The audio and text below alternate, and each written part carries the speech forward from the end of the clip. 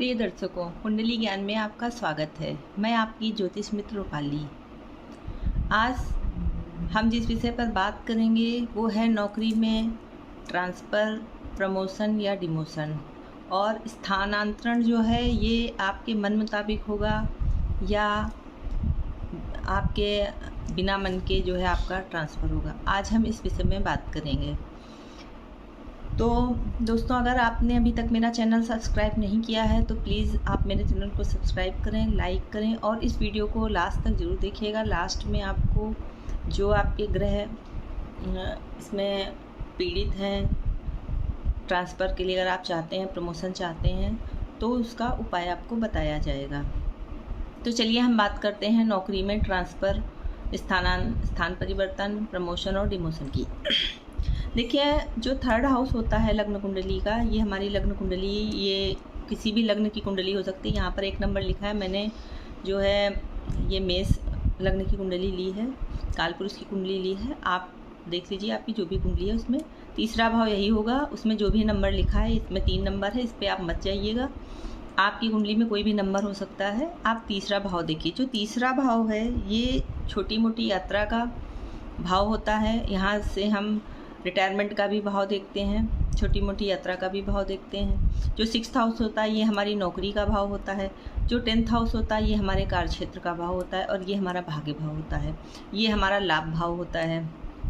तो कहीं ना कहीं जो हमारा नौकरी में जो ट्रांसफ़र है, स्थान परिवर्तन है, वो हमारा 4th हाउस जो है ये स्थान के लिए देखा जाता है।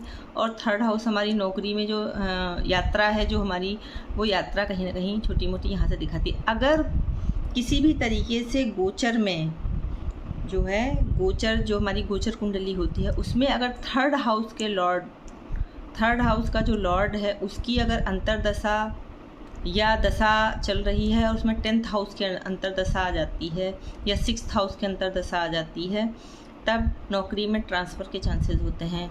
या 10th हाउस का जो लॉर्ड है उसकी अंतरदशा में, महादशा में अगर 3rd हाउस की अंतरदशा प्रत्यंतरदशा आती है, तब जो है ट्रांसफ़र का योग बनता है।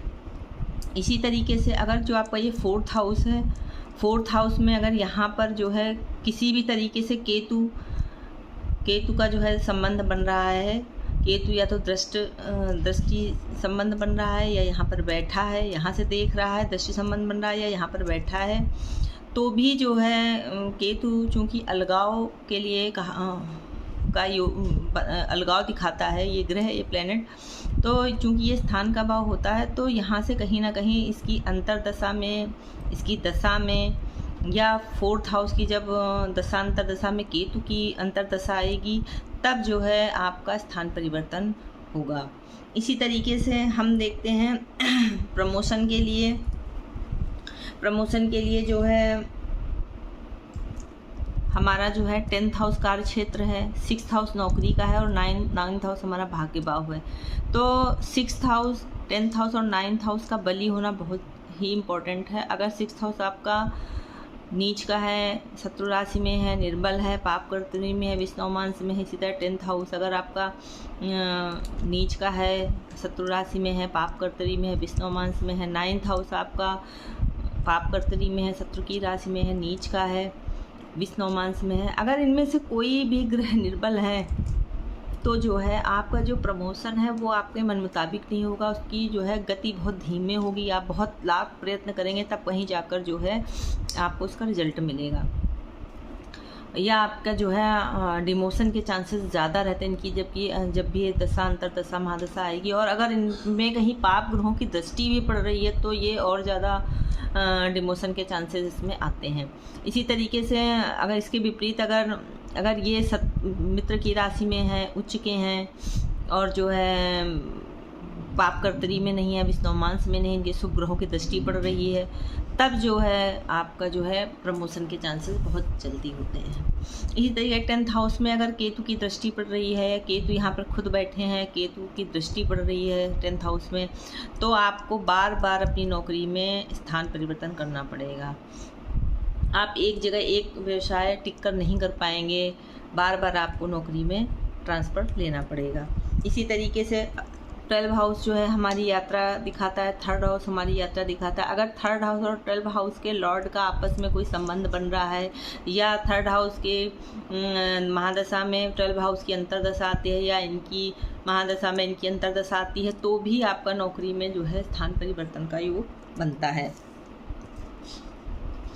इसी तरीके से आप जो है देखें, करंट में अगर थर्ड हाउस और 10th हाउस और 9th हाउस और 11th हाउस, ये जो है 11th हाउस हमारे लाभ भाव होता है, 6th हाउस हमारा नौकरी का होता है, 10th हाउस हमारे कार्य क्षेत्र का होता है, 9th हाउस हमारा भाग्य भाव होता है, और थर्ड हाउस हमारी छोटी मोटी यात्रा दिखाता है। तो इन ये जो 4 घर हैं, third house, 6th house, 10th house, 9th house और 11th हाउस, ये जो 5 हमारे घर हैं, ये कहीं ना कहीं जो है हमारी जॉब में, नौकरी में जो है प्रोग्रेस और ट्रांसफ़र दिखाते हैं। तो अगर इनको हम करंट में देखें तो इनकी सबसे पहले हमें देखना होगा किस ग्रह की अंतरदशा चल रही है, और जिस ग्रह की अंतरदशा चल रही है गोचर में अगर वो जो है चर राशि में है, 1, 4, 7, 10 में है, तो जो है आप अपनी लग्न कुंडली या चंद्र कुंडली से देखिए कि अगर